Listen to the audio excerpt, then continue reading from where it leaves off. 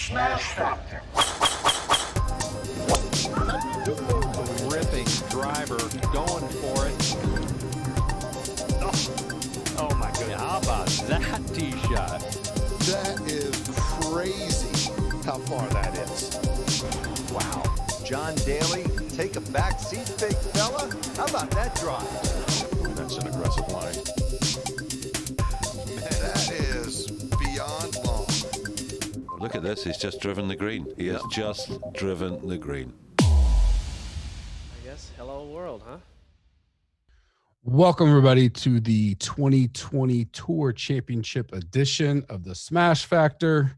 Gup here, as always, on a beautiful Monday afternoon. Going a little early today as kiddos started the back to real class today, and Mama Gup's on the way to go pick them up. So I wanted to kind of get this done and be able to spend a little time with them, see how their first day back in school was. They did the virtual learning last week as a test trial. In case numbers spike again, they'll have to go back.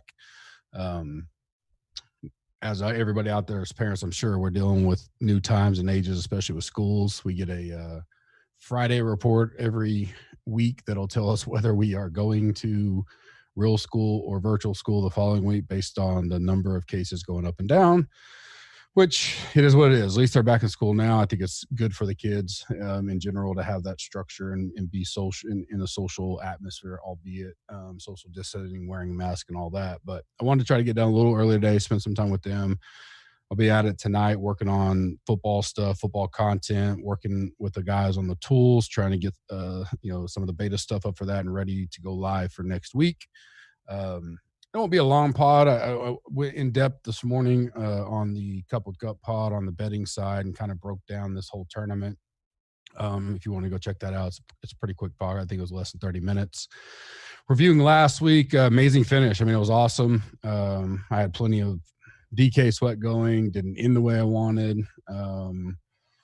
Betting was, kind of all over the place.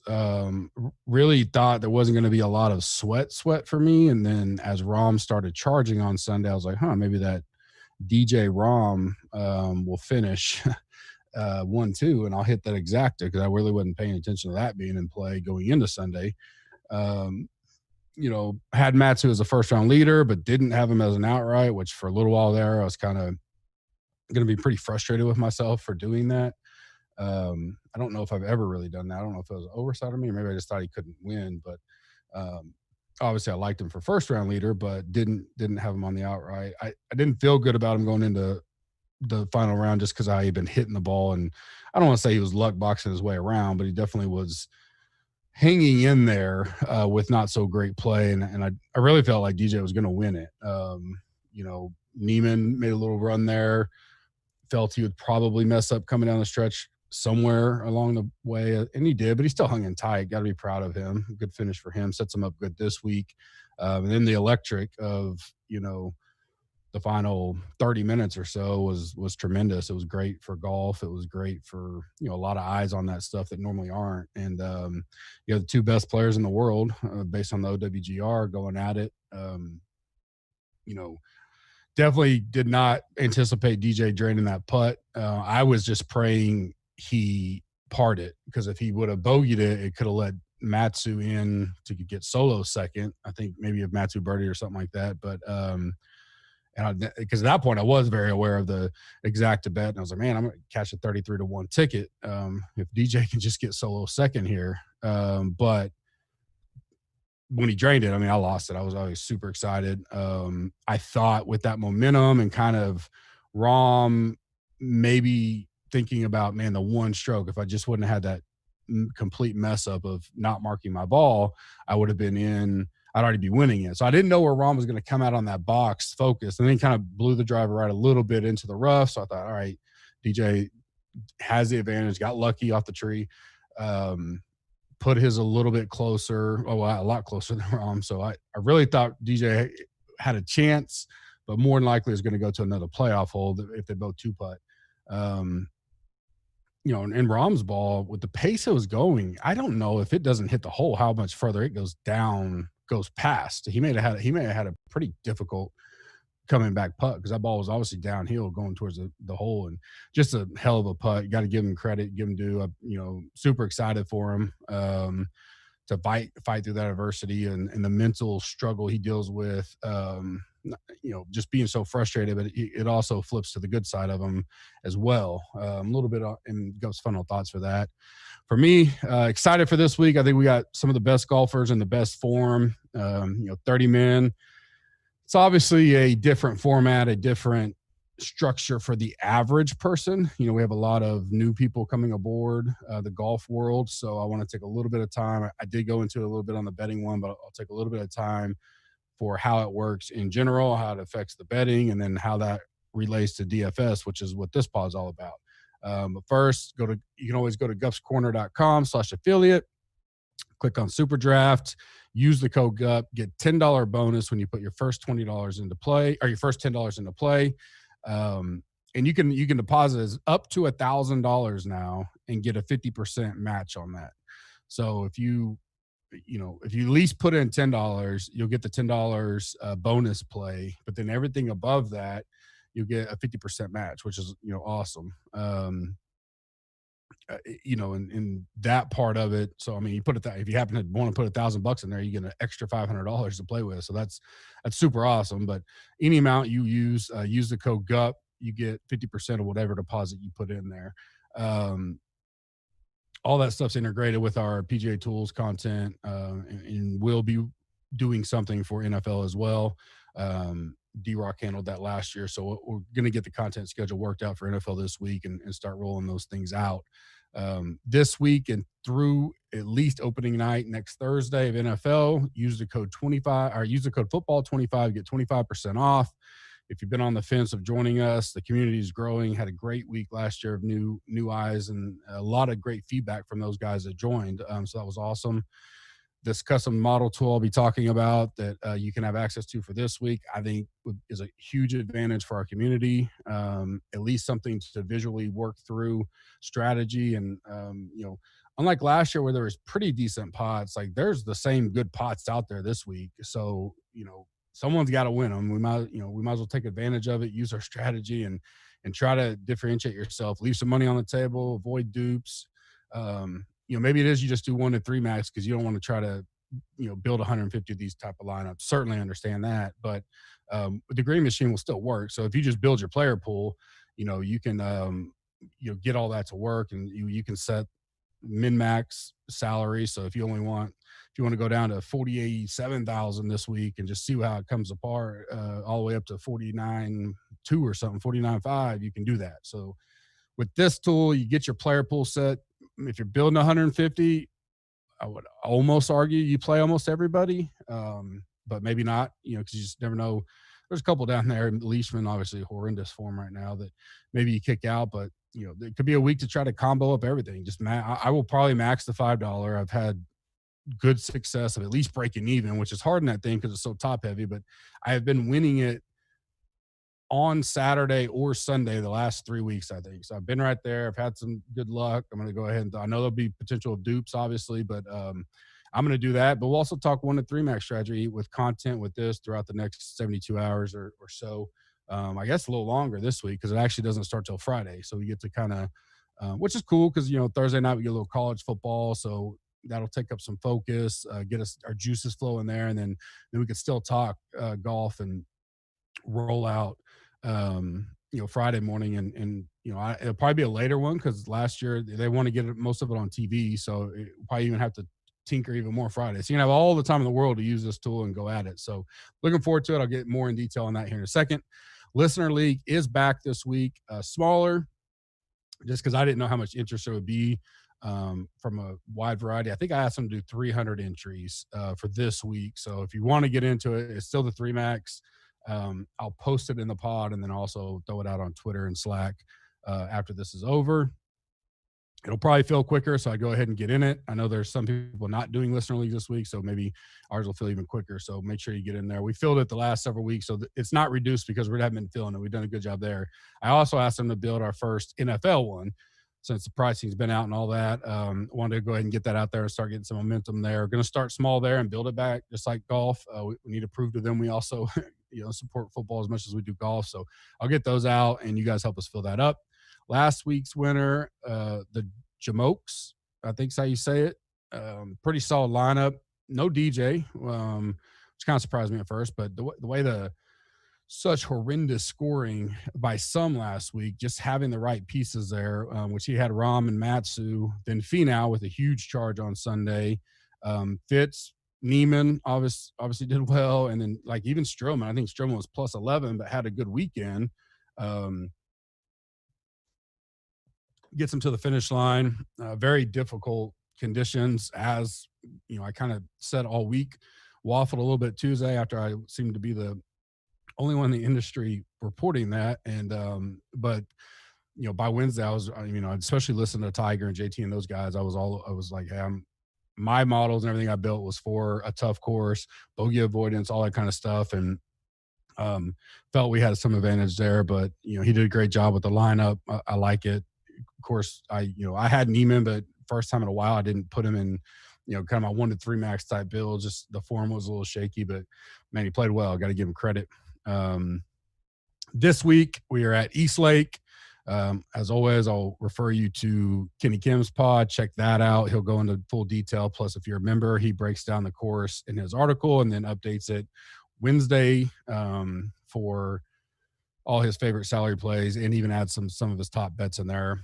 I don't know if we're going to move everything to Thursday. I will probably keep everything rolling normal till most of it out Wednesday, as I'm trying to also use downtime to do football research, football stuff, football content as we're getting into that. And by Wednesday, there's not much that's going to change, so we might as well get all the final rankings and stuff out. I'll discuss with JB about whether we're going to do E9 Wednesday or Thursday. For now, I just plan on Wednesday being normal, so I'll probably do E9 Wednesday. Obviously, it'll give us a day in between, but that's fine too. We can talk and discuss all in Slack. Thursday we'll watch some college football, so that'll be a fun time. It's a par 70, 7,346 yards, so kind of like last week, long for a par 70. Georgia fairways, which if you haven't played on Georgia grass, it's amazing grass to play on, hitting out of the fairways. Bermuda greens, though, it's tied off the tee. It plays tough, so raw scoring here, and you're going to hear me use whisk strokes raw a lot in the pod for obvious reasons. We'll get to that in a second, but raw scoring here has been around 9 to 12 under has been the winners. Last year, Rory's raw scoring would have been 13 under. Tiger shot 11 under. Schauffele shot 12 under. Rory, back in 2016, shot 12 under to win it in a playoff over Chappell and Moore. Spieth shot 9 under over Lee, Rose, and Stinson. Beat him by 4 strokes. I noticed from like 12 to 18, or the guy that won, even last year, Rory won by 4 strokes. I don't know what the raw number would have been because it didn't show Schauffele's, but Tiger won by 2, Spieth won by 4, Horschel won by 3, Stinson won by 3, Snedeker by 3. So can have that gap a little bit, it appears. But there's also been 2 playoffs and a 1-stroke win, so it can go either way. But so Spieth won, Horschel, Stinson, Snedeker. It kind of shows that multiple variety of guys can win here. So I wouldn't lock into anything. I do think some of the bombers tend to have an advantage here. Rory loves this place, plays it well. Schauffele loves this place, has played it well so far. But with it being so, I think it's going to be firm because it has been extremely warm down here, and especially Atlanta, from everything I've seen, has been similar. It's going to be a warm week there in general. So I think balls will be rolling out on the fairway, stuff like that. So short guys can get up there close enough to compete, for sure. And we've seen by some of the winners that's length isn't necessarily everything you need. No weather concerns as far as rain goes. I think similar to last week, as the weekend goes along, it's going to cool down quite a bit. I think it's in the 90s Friday, maybe 90, high 80s Saturday, all the way down to I think like 81 or so by Monday. It is a Monday finish on Labor Day, so make sure you take note of that. We are still doing the GC Cups this week. We are not doing one and done, so make sure you won't be able to select anybody for one and done. I'm sure we'll get hundreds of emails or DMs asking, why can't I pick my player? But there is no one and done this week. There is a GC Cup, so make sure you get your teams in, just like any other week. No cut. winning score, I'm going to say it's going to be around raw strokes 12 under, somewhere in that way. The winner of the tournament, I would see it somewhere around 17 to 19 under, maybe even 20 under if someone like DJ Rahm is the ones that do well with their starting strokes in play. New to the course this year, I think there was around, I'll confirm real quick. So we have 12 guys that have not played here since 2016. Which, it's almost half the field, so a significant number. The DK ranges 10K and above, 6 guys, and that's a big range this week because of the way the DK pricing is. 10-1 is Bryson, all the way up to 15-2 DJ. 9K, there's 3 guys.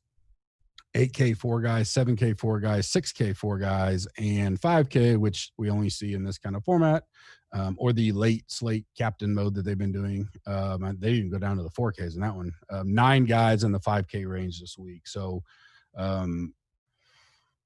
think the key will be, the pricing matters, but, there's so many combinations that can be made, and you can – leaving money on the table definitely be normally our normal goal is like 49-1 to 49-8. I'm talking about you could leave thousands on the table easily if you think some of these guys are going to make moves and be comfortable with it, because they're still going to score what they score, and then the finishing positions matter. I think this way the tournament this is, it definitely goes with the format because there's not a ton of birdies. It's a tough course. Like there will be guys that shoot over par, but there's only like, even in those years I talked about, there was only like maybe 3 to 5 each year, most that shoot in the double digits. Most are single digit, so they're shooting 1 or 2 under a day, 1 to 3 under max a day.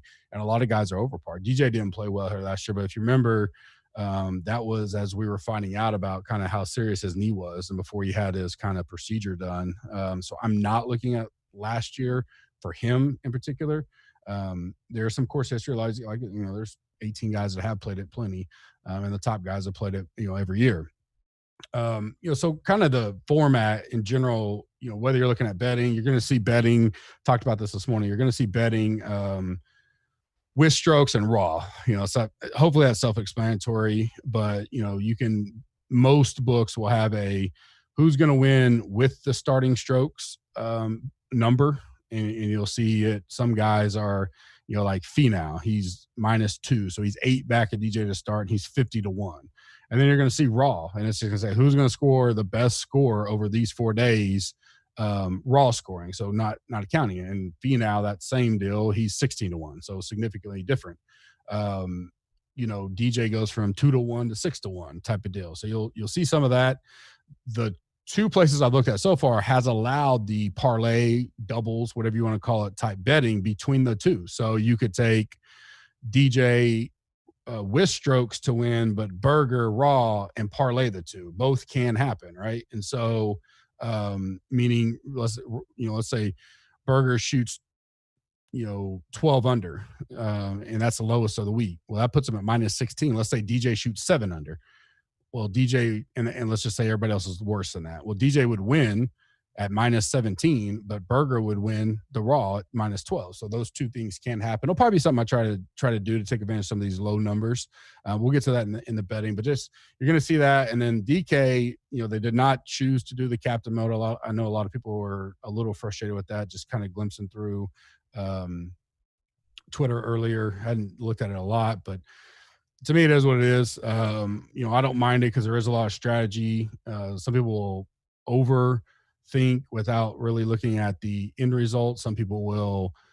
I don't think they. So my example is, I was talking to JB before the show. I was making sure I was right. So these strokes can be made up fairly quickly. As we saw last year, Rory was 5 back and won going away over JT, who started with -10. I think he only shot 3 under naturally over the 3 days. And Rory shot, what I said earlier, 13. So he beat him by 10 strokes, raw, and made up the ground. Well, we just saw this week. Rahm was +6 after round 2. We saw this, and this is an example over 2 days. Imagine what could be possible over 4 days.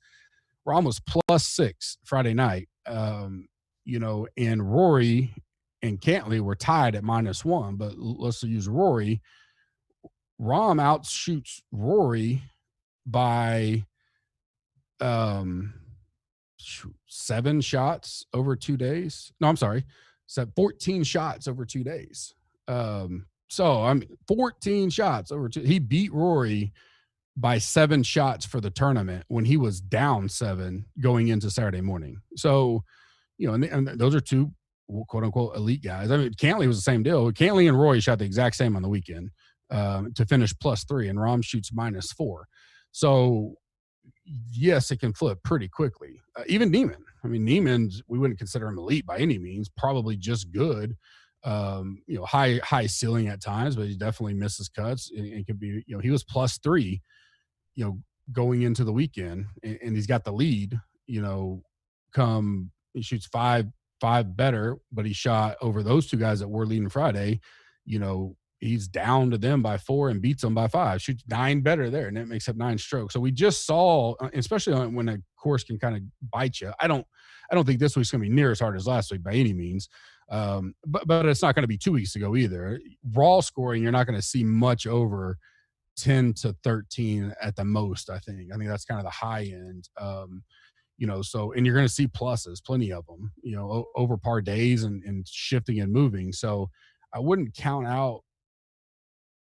I mean, not all. The hard part is not all these guys are going to run up and catch DJ and Rahm and all that, but there is potential for, guys that are 5, 6, maybe even 7 shots back to easily make this up. Even, a Scheffler who's -2. I don't know if he can come back and win, but he can come back and finish top 5 for sure. Even as he's starting out, way down the board. So definitely got to think about that and the possibilities and scenarios. And if you're doing MME, you may bucket some pools and go, here's one scenario and I'm going to make a pool, and here's another scenario, make a pool, stuff like that. There's a lot of strategy this week, and some guys just may not want to mess with it. Hopefully the tool I built helps. It literally spells everything out for you. And there's one column that you can go in there and you rank where you want the guys to fit, where you think they'll finish. And then by doing that, it does all the calculations for you, and it kind of shows you, where your money is best spent on a per dollar basis based on your projections of who wins where, what, how. And you can mess with it 10,000 different ways if you want, just to kind of see, all right, in most of the scenarios I'm running, these guys seem to be the best bang for your buck. Very rarely is DJ going to be the best bang for your buck unless he wins it outright. And total, because he's just so much 15-2, because even down to Rahm, you're saving $2,500 and Rahm's 2 strokes back and a second right now. And it's just, which is still high at 12.7, but it's a huge savings. I faded JT last year. I had hardly any of them. Cause when you just start looking at the math here, it's like, man, I don't see how, having him is going to be much value. Even if he wins it, the combos, it's just almost impossible. I don't think I'll fade DJ. I like JT, and I certainly liked him last year. And I may not have faded him in MME stuff. I certainly did in the 1 to 3 max type stuff. But this year, I was big on Rory last year, and that obviously come through and helped a lot. But you're gonna have to find kind of where you see these guys fitting. DJ is as good as form as anybody, and so is Rahm. So yes, but it's hard for me to pay up $2,500 to DJ when I see him and Rahm, equal chances at winning this thing. I think anybody -5, -6 is definitely just right there, and anything can happen. So now if DJ runs away with it and can get a bunch of scoring on top of that, maybe he pays off the price. But probably the one thing about using DJ would be differentiating your lineups, which sounds weird because normally you're trying to find a pivot. But I think with DJ, you can, by starting with him, because I don't know how many people are going to want to pay up to him, maybe it pulls different lineup builds in for you, and you hit the nuts that way. Because with 30 guys, you're almost going to have to have all 6 inside the top 10 for sure, but the movement side of it, of where they came from and where they're going to with their price and all that's going to be, important. we don't really have the Dirty Dozen tier breakdown because there's only 30 guys. I do like DJ, if you want to go with it. I don't hate it, but if you use a tool that I'll put out there, you'll see how it's hard to get him to the green. I'm talking about the current money versus the custom model, the dollar spent per point type of deal. Like he really would have to score extremely well to pay off. So, we'll dive into that over the next 2 days, do some scenarios. So I like JT and I like Berger. I like Rom. Those are guys that are up there, higher price ish, that I think will do well. I think Berger will probably be popular. I mean, 9,100. He's just been steady. Even last week, he came on strong Sunday to have a decent finish. He rates out, he's 7th overall in my model. So he's a guy I would definitely would lean on as a potential core. Shoffley's a guy I like. He's -3, so way back, but 8,900. He's got a first, a second, and a 7th. So very solid history here. Rory, obviously, great history here. 2 wins and a 7th. The big question with him is the baby, especially DK wise. I don't betting. I guess you could still be taking a chance. And I don't mind, raw scoring for him, something like that. He could be part of one of those parlays I was talking about. But I guess we'll just have to listen. I'm sure now that the cat's out of the bag, someone in the presser is going to ask him, what are your plans if she goes into labor? And I imagine he's going to say, I'll leave. So, if that's the case, you're just rolling the dice there. We'll have to play that as we get closer to Wednesday and see what some of these pressers say and what he says and how likely it is she has it this week, stuff like that. But we didn't know it we really didn't know it last week. So rolling the dice, last week, if you'd have known that, would you have played him? He wound up returning great value, as a very low owned guy. So that's another thing. Ownership is going to be very difficult to project this week because of the storylines and the movement of the starting points and all the starting strokes and all that. I think mentally guys don't think through how, I don't want to say how easy it is to make up those strokes, but we just saw plenty of cases of take a look at the snapshot of the leaderboard Friday night compared to where it finished. It wasn't just the one I said. There was several people that flipped. And I think that's that mentality. You can kind of look at it and take it this week and see how it goes. Now, better scoring conditions this week, so I don't think it flips as hard.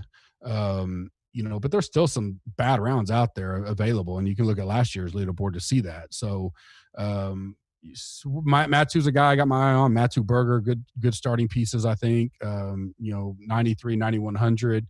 I remember that normally sounds high, but we got guys down in the 5s now you can play with. So, that still allows for good building.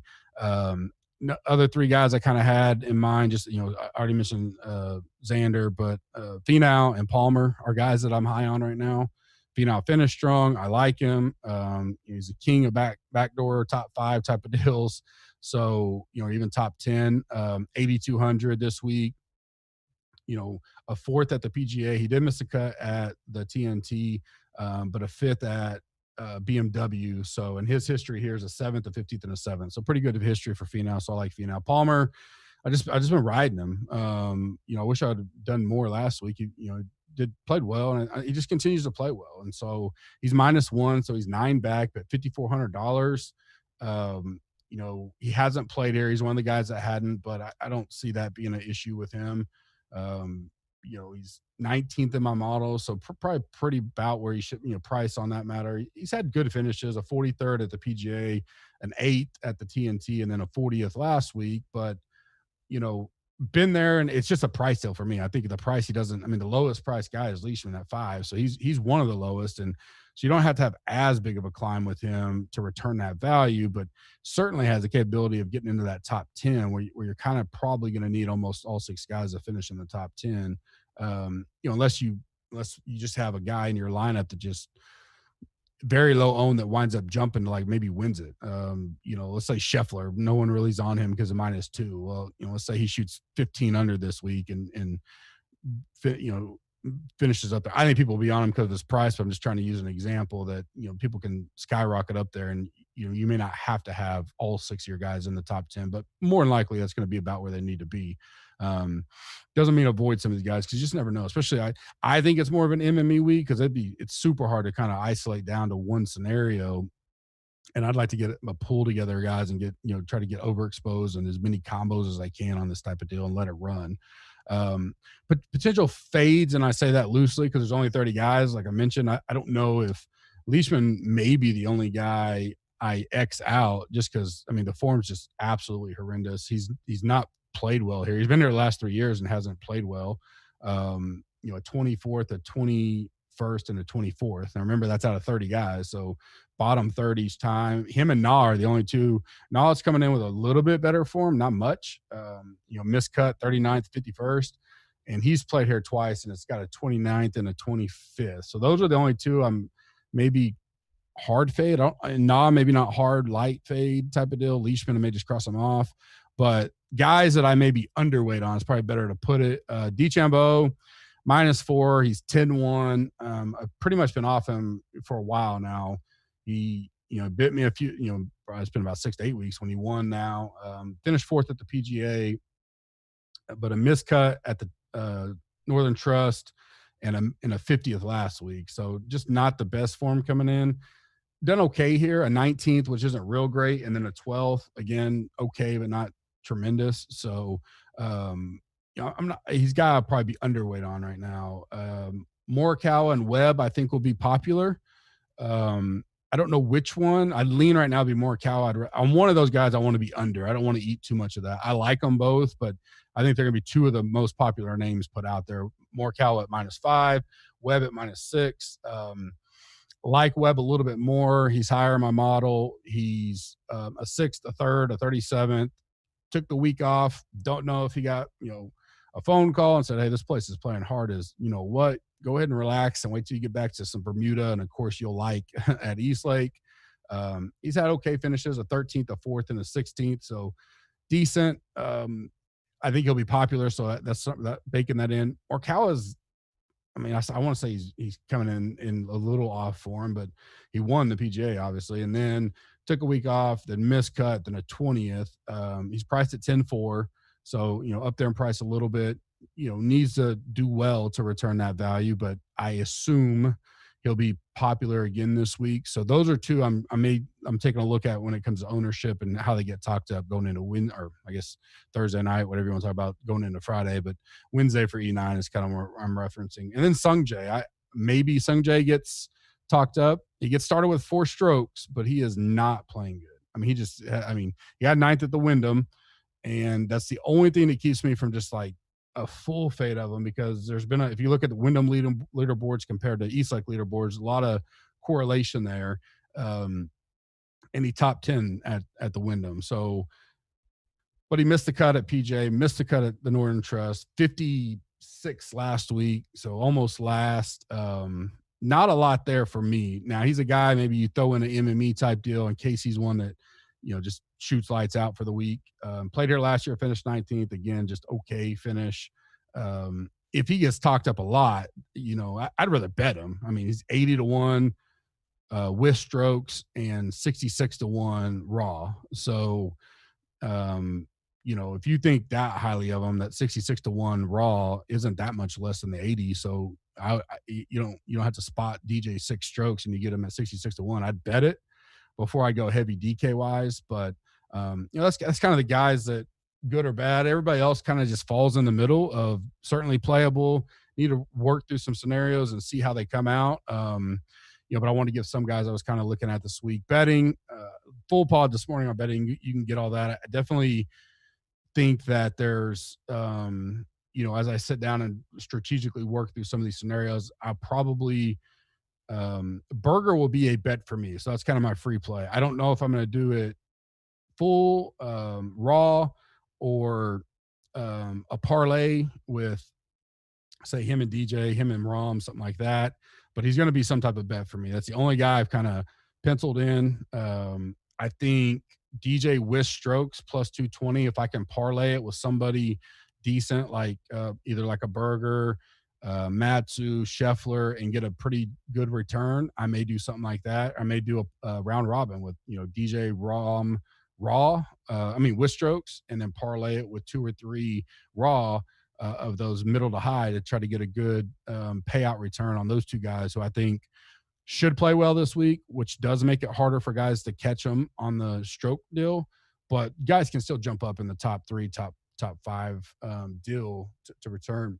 At the end of the day, we're playing this game with points. So there is validity that if you think DJ shoots 14, 15 under, keeps first, his even on my tool I built, his dollars per point return may not look sexy, but at the end of the day, you still have to have points. So if guys don't get enough points, they're not going to win, right? If you spend up on him, maybe he's nobody likes him this week because you can just spend 2,500 less around. He may be a contrarian play. But betting wise, I will look at. I can't remember last year if they did top 5s and stuff. I'd be intrigued to have some of the, Wish strokes top 5, because there's some guys that are, 6 back of Rom or JT that I think could easily finish top 5 with only a 30-man field. I can't remember if they did them or not, but we'll keep an eye on that. If they do, I will take a look at that. First round leader, I'm sure though they may do something similar with strokes raw. We'll obviously have all that content out. I'll put my plays out by Wednesday for sure. It is assuming we get the pressers and stuff. I always kind of want to hear what these guys are talking about before I lock in a lot of stuff. And then Rory's kind of I would like to bet Rory in one way or another somehow, but I want to hear how the whole baby thing's looking before throwing some money on him and or using in DraftKings. Because if she goes on Labor Friday and he's out, you're done. It's just, every lineup with him would be, and he'll probably be talked down because of it. So hopefully we can gauge from him. He may not talk family much personal. It doesn't seem like he wants to a lot, but he's obviously excited for it. I think he said that's been part. I don't know if we were assuming that's part of the reason he's kind of not had his focus, but it's out now. So we'll see how he does with that. One and done, like I said, no one and done this week. Don't worry about it. Tons of content to come out here. There's not only so much we can talk about on the 30 guys. There'll be more about the strategy talk, Slack, going back and forth. I think we'll have fun with this tournament. If you want to limit your exposure, save up. Hopefully they have a college football slate Saturday. I know Bobby will be all over that. Maybe a showdown Thursday. That would be great. Get some action in there. We got NBA going, MLB going. Those have been doing tremendous. If you've been in those Slacks, UFC, everything's still going. So if you want to dial back some, that's fine. I do think we'll have an advantage on some of the industry. So it's always, maybe it's a week that you can get an edge on somebody. Again, you can use Football 25 for 25% off any of these packages, your monthly or annual. You take a look at, come take out the Slack channel, which is great. And then this will be a great week for us. You get some strategy talking there, get some feedback on how people are using the tool and things like that. I do think, kind of final thoughts for me. I don't want to say I relate to Ron, but I do in some sense. And I liked where he was at yesterday, because one of the things I struggle with is my passion and how, when you work so hard at something and things go wrong or someone comes at you or any of that kind of stuff, it does fire you up. And sometimes you overreact, which is something I've been working on to not overreact to some of those people. But the equal side of that, and Rom kind of hinted to it a little bit, is that fire and passion also fuels you to be successful and do what you do in life well. And so, which I like to think that by myself, like my work ethic and how hard I try and my passion into everything I do, whether it's, my family, work, Gups Corner, any of that kind of stuff, that same burning desire inside me that's been there. I played all the way through college football. I was a team captain in football. I was an all-stater in high school. I always excelled at what I did, but I also worked my ass off for it. But the tricky side, and where I somewhat relate to him, is taking that pride factor when someone comes at you or you mess up in yourself, and staying calm, cool, and collected in that atmosphere. And I really, looked up to how he handled the weekend. He could have, he was +6 after Friday, and then he messes up when he kind of had it. I think he already had 2 birdies on the morning, gets to 5, and he's sitting there in 2 with a birdie putt. Probably not going to make it, but after seeing Sunday, who knows? And he picks his ball up, and now he's got a stroke penalty. Now he's got to sink 2 putts to save bogey and he's probably a little heated inside at himself, no one else. A dumb mistake. We all made them. We all own up to them. And he didn't let it stop his round. He kept the momentum going. He finished strong. Then he come up Sunday. He shoots the best round of the tournament and wins it. So I appreciate that. It definitely something I looked at and said, you know, as I try to continue to, you know, not listen to trolls and haters and get that out of my life and don't let that impact me or my community and all that stuff. I think I'm doing a better job, certainly working at it always. I'm always trying to improve in everything I do and always trying to improve the site for you guys. So definitely excited to see him win. I would have loved to see DJ win, no doubt, but I don't mind seeing Rom win. I thought it was great.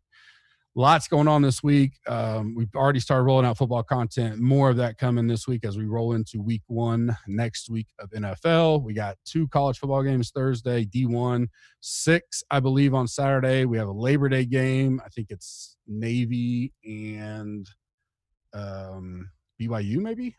So tons of football coming up Thursday night. Chiefs, I think it's Chiefs Texans, lot going on, but I know the Chiefs for sure. So that'll be fun to get rolling with that. Millie Maker on that night as well, NFL, which will, I guess 300 and something thousand people in there. So Dupe City for sure. But, and then next weekend's a full slate. I'll have an altered schedule next week. Next week is my annual member guest up in Tulsa. I'm the guest in it. Wednesday through Saturday night. No content will go missing per se, but it'll be an altered schedule as I work around whether we have AM, PM, AM, or PM, AM, PM, AM, PM draw Thursday, Friday, Saturday, have a practice round Wednesday morning, and then a shootout type deal Wednesday night. But all my stuff will be in and out there one way or the other. A little bit different week. It's crazy that, how it falls. But next week's, I don't want to say it's definitely a smaller tournament per se, less strong field, but there's also a lot of advantage to it because you start to see some of these other guys coming up at Safeway Open, I believe is what it is, and so a different set of field than we've been dealing with, and plus we get a full field back, so we'll be important. We'll be covering it. We'll have everything covered next week like normal. Just schedule may change a little bit, but I'll keep you updated on that. Otherwise, I will see you tomorrow morning for Cup with Gup, where I review my updated power rankings for the NFL, and we'll take a look at some of the movers up and down in my rankings as we probably approach where most of the season-long type stuff's happening this weekend, as most leagues pushed off as far as they could to see how everything shook out with the whole COVID deal. So important week for that. We'll have you covered. I enjoy it. I appreciate it. I hope you guys have a blessed week, and we'll see you tomorrow. Thanks. SmashFactor.